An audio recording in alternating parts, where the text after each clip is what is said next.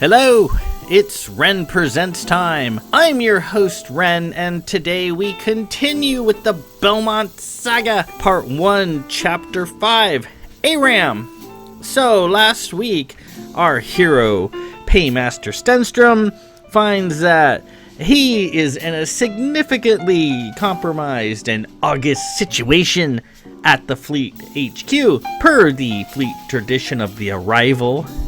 He's got to get his ass up to the Seeker before 8 bells. Now he's down to 6.5 bells. And there's no one there at the fleet to fly him up because it's a holiday. It's St. Porter's Day. Yay! St. Porter's Day. Additionally, there's no one on the Seeker to come down and pick him up. The Seeker is abandoned.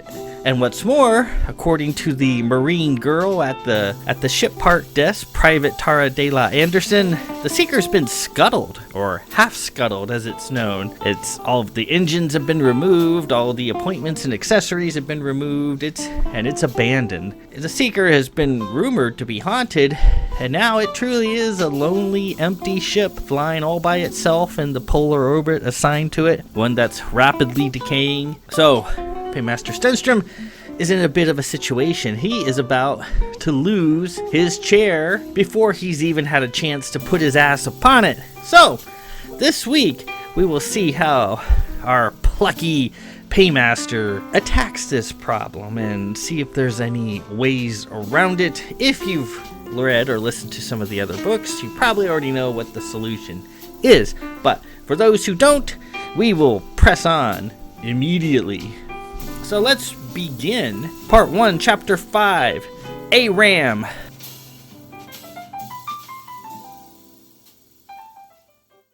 Stenstrom made his way back to Admiral Durliff's complex. It was getting late in the evening, and the sky was fading to early starlight. When he got to the door, he banged on it hard.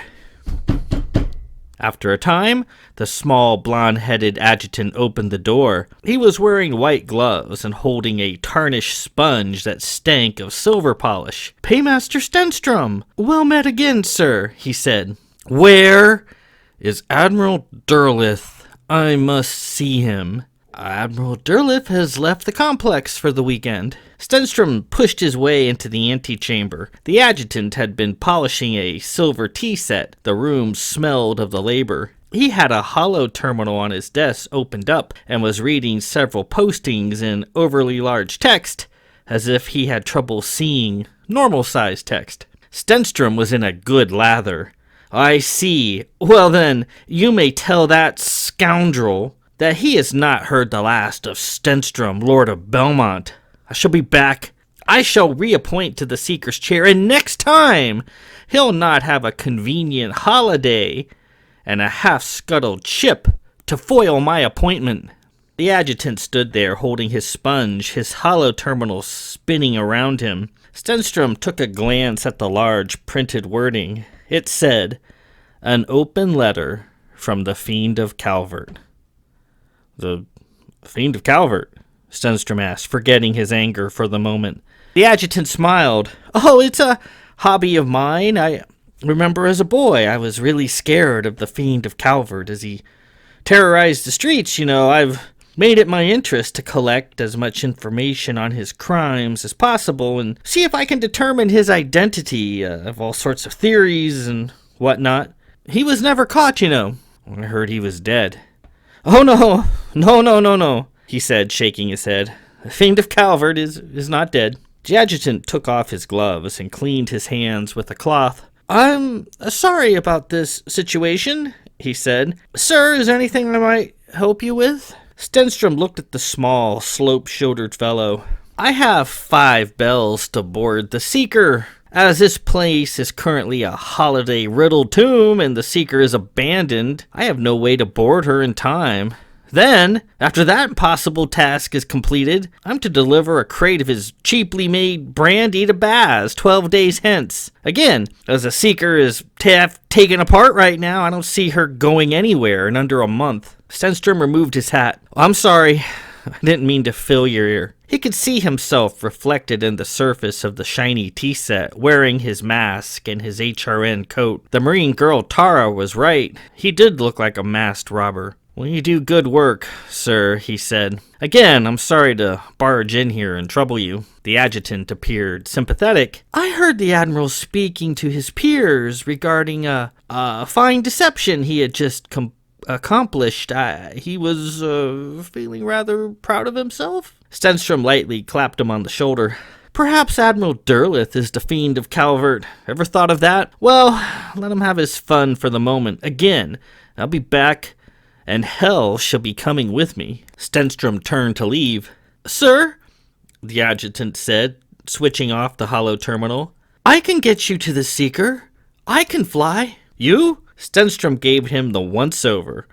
Rather small fellow, no taller than 5'4", slight of build, and that bright head of blonde banana hair. Rather ridiculous, but who was he to judge? He was wearing a mask and a Hoband Royal Navy coat. "You can fly, sir?" "I can. Been flying all my life. I've never could pass the fleet or marine standards for flight school because I have a fair amount of myopia, you see, which isn't correctable by surgery, and my body is not of a type that accepts bioplants. So here I am, polishing silver and making coffee and reading old press releases about the fiend of Calvert, stuck here on the ground when I belong in the air." "Can you see properly to fly, then?" The adjutant reached into his coat and pulled out a thick set of glasses. "I can with these. With these I can see as well as anybody. The Admiral doesn't let me wear them when he's around. He says they're too ugly." Stenstrom smiled. "Well, you'll do then. Come with me." Smiling, the adjutant put his glasses on and followed Stenstrom at a brisk pace out of the area. "Your name is Josephus, is that correct?" Stenstrom asked on the hoof. "Yes, but I hate that name, and the Admiral knows it. I am Josephus, Lord of ARam. Please just call me ARam. Have you ever heard of the House of ARam? It's a Calvert house." Sorry, no, I haven't. Well, ARam, good to know you. I am Stenstrom, Lord of Belmont, South Tyrol. Just call me Bell." He held his hand out, and they shook hands. It seems he'd made a friend. Perhaps the day wasn't a total loss. Before long, they arrived back at the ship park. Private Tara had finished her meal and was glad to see him. "You're back," she said in her happy voice, still standing by the bust. "I am, and I found a pilot. I would like to requisition a transport for immediate passage to the Seeker." Tara looked around. "Oh, okay. Where's the pilot?" "I'm the pilot," ARam said. Tara giggled. "I'm sorry, sir. It's just you're dressed like an admiral's secretary." "That's adjutant, a private," ARam replied. "Ah, okay. He was an adjutant this morning, but as of this moment, he's a pilot," Stenstrom said. "He's been promoted." Tara looked at him. "Well, aren't you the guy who's always getting yelled at by that crazy gray-haired admiral? You are, aren't you?" ARam approached Tara. "Well, I'm still an officer, private, and perhaps a small bit of decorum might be in order." He stopped in mid-sentence and stared at her. "Don't I know you?" he asked, giving her a full appraisal. "You seem familiar to me." Tara shrugged. "Well, maybe. Do you hang out at the Marine Cantina?" "Oh, do you go to the fights every weekend?" No, I do not go to the fights." "Well, then I'm not sure where you've seen me. I'm big into the fights." Tara smiled and gave ARam a tap on one of his slight shoulders. "Bet I could beat you at arm wrestling. What's your name?" "ARam, and you could not," he replied, taking note of the sign hanging around her neck. Stenstrom stepped in, "And I'll wager I could beat the both of you at once." "A contest for another time. Private Tara, we need to get to the Seeker as quickly as possible and need to wreck out a ship." Tara was a bit saddened. "Well, sir, I'd love to help you, but I can't wreck you out a ship. I'm just a guard, and I'm not supposed to do nothing or touch nothing other than guard this statue right here." She pointed at Admiral Pax's bust. It scowled out from its alcove. Stenstrom walked around the desk. Behind was the entrance to the main hangar where dozens of transports were kept. He tried the door, and it was locked. "Well, sir, that's not going to help you." Tara called to him. Out came the lockpicks, and soon Stenstrom had the door wide open. He stepped in, and the hangar was empty. Well, that's what I was trying to tell you. All the transports have been sent to Pros for a cleaning. They're due back at 6 bells. Again, Stenstrom drew his pistol in frustration. I'm sorry, Tara said. They looked around. I see a group of suborbitals over there parked on the lawn, ARam remarked. We don't need to wreck those. All we have to do is sign for one. Tara saw the line of sharp blue suborbitals parked a short walk away on the green. You want to use a suborbital to mount a ship in orbit? Suborbitals aren't supposed to go in orbit, right? Hence the name. Isn't that dangerous? Only if you don't know what you're doing, ARam said. She thought about that remark for a moment. Oh, okay. They signed for suborbital number 10 and quickly began loading the crate onto it. As they did, a second Marine arrived, and Private Tara handed the fellow her strummer. She then made her way over to them. Well, I've been relieved. The guy's statue will just have to get along fine without me now. I just wanted to say good luck before I head back to my barracks. And I really enjoyed meeting you two today. You seem like good guys to me. If you two weren't in such a rush, I'd invite you down to the canteen with me to hang out. We'll take a pass on that, Private, ARam said. Perhaps next time. Stenstrom shook her hand as he climbed in. She gave ARam another shove. You're not getting out of the arm wrestling thing, little guy. We'll do it when you get back. Certainly, ARam said, climbing in. She turned, thought it over for a second, and turned back. Listen, I know enough to understand what you two are about to do is pretty dangerous. Additionally, the Seeker is in a bad terminal, is currently uninhabited.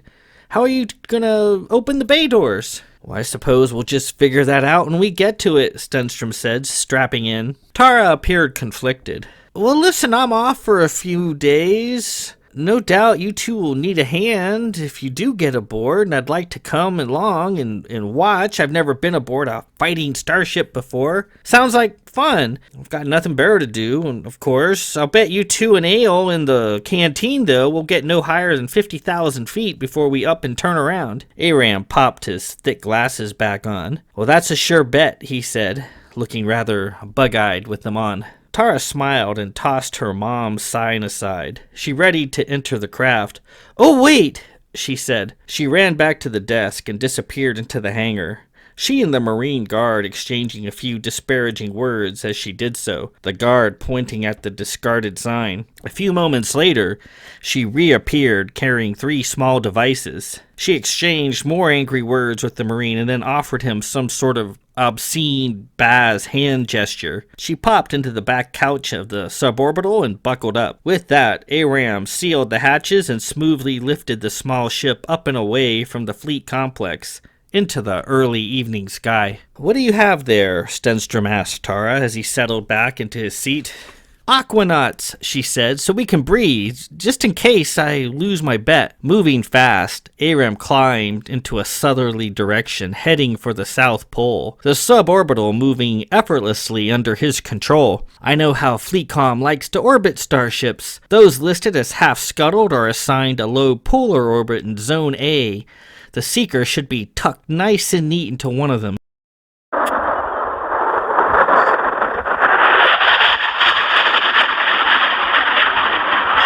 They climbed high above the clouds, and the suborbital's engines, starving for air, began to rev red.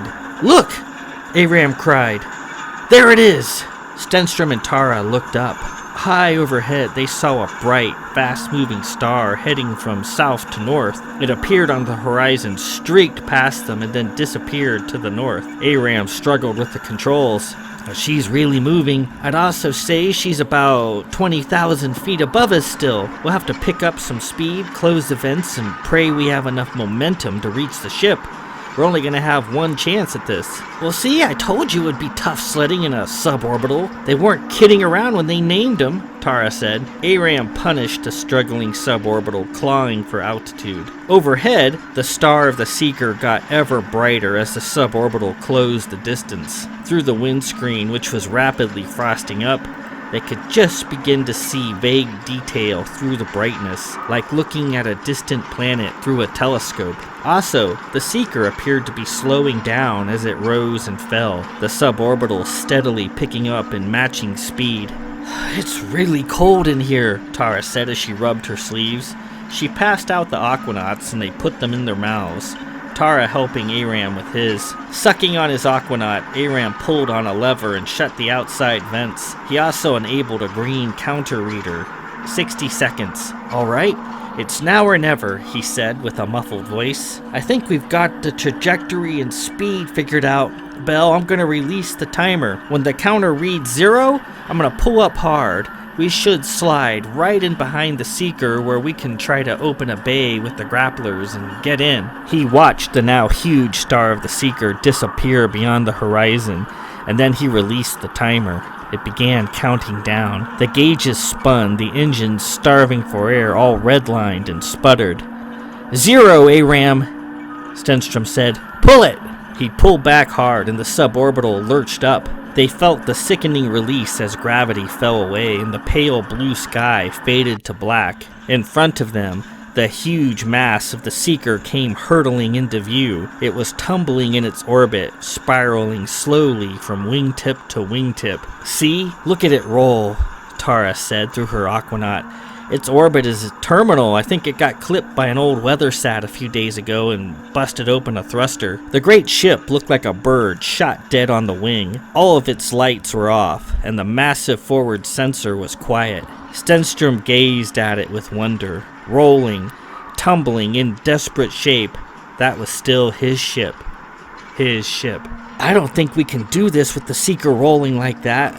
We won't be able to dock," ARam said. "Can we start heading down then?" Tara asked, clutching her coat. "It's freezing in here and these aquanauts will only last a few more minutes." Stenstrom stared at the ship. "Look there," he said. "Look to that large window in the aft tower section. That's the main mess, I think. The way the ship's rolling, that window, centrally located near the pivot point, is hardly moving." And so?" ARam said. "So just crashes through it. Once we're inside, the blast shutters should close, or I'll seal the breach myself and send a bill for its repair to Admiral Durlith." "Seal it? With what?" ARam asked. "Holy stones. You'll see. Go ahead, ARam. Just plow into it." Tara shivered. You guys can let me back down any time now." ARam pushed his glasses back and punched it. He maneuvered past the rolling wings and made a bead for the large mess hall window spinning ahead like the center of a tire, not taking his eyes off of it. With a bang, the engines went out for want of air. They drifted ahead. ARam pointed the nose at the spinning window as his controls, designed for atmospheric use, gave way. Crash! The suborbital plowed through the large window, smashed through the debris of chairs and tables within the mess, and slammed into the far wall, partially going through it. The decompression instantly pulled the furniture out of the mess and tugged on the suborbital. The cracked hatch of the suborbital flew off and was sucked out into space. ARam, though he was strapped in with so slight a frame that he was pulled through his straps and out toward the window. "Where's the shutters?" he gasped. Stenstrom caught and held him fast by the wrist. He flapped up and down in the suction. Tara leaned forward and grabbed onto ARam's arm as well. His aquanaut was sucked out of his mouth and through the window. He screamed in pain. "Tara, you got him!" Stenstrom roared. "I got him! I'm gonna let go and seal the breach. You ready?" "I'm ready!" Stenstrom let go, waved his hands, and 3 lime green balls appeared between his fingers. They were instantly sucked away past ARam towards the blown-out window. The balls hit the window frame and burst into what looked like a huge spider web. The window, now partially blocked, lost a fair bit of suction. ARam fell to the floor with a thud. Stenstrom surged out of the wrecked suborbital, and standing, he produced several more lime green holy stones and threw them at the window.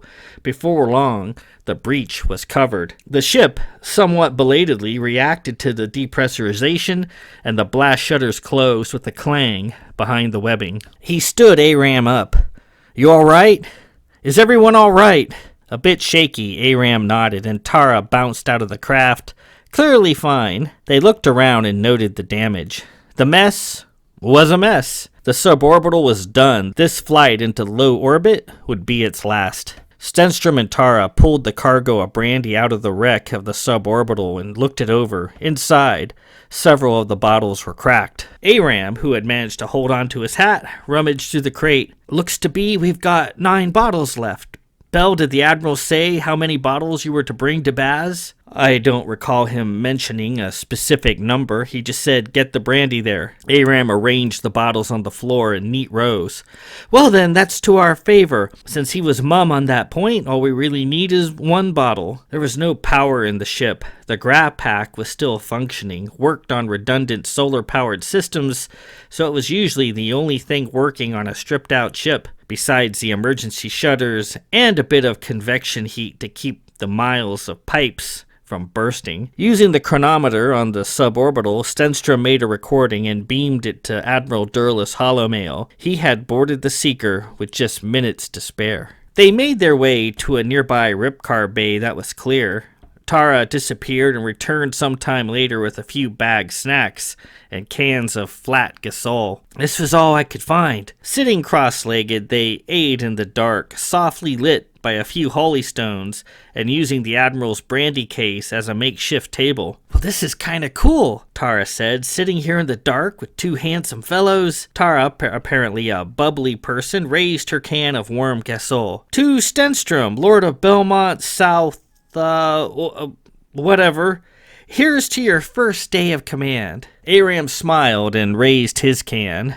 "I concur." Stenstrom laughed and clinked his can with theirs, making his gasol fizz. "And here's to good friends. As they say, a friend made on St. Porter's Day is a friend indeed." As they sat there in the dark, eating their unappealing meal, a bond was formed between these 3 people, Stenstrom, ARam, and Tara. As Stenstrom said, a friend made on St. Porter's Day was a friend for life. No such thought could have ever been truer. And with that, we conclude Part 1, Chapter 5, Lord ARam, or just ARam. So, having no other recourse, Stenstrom returned to Admiral Durlus' office to give him a good butt-chewing, chastise him for this duplicity, and vow vengeance, and that he would return to appoint to another ship.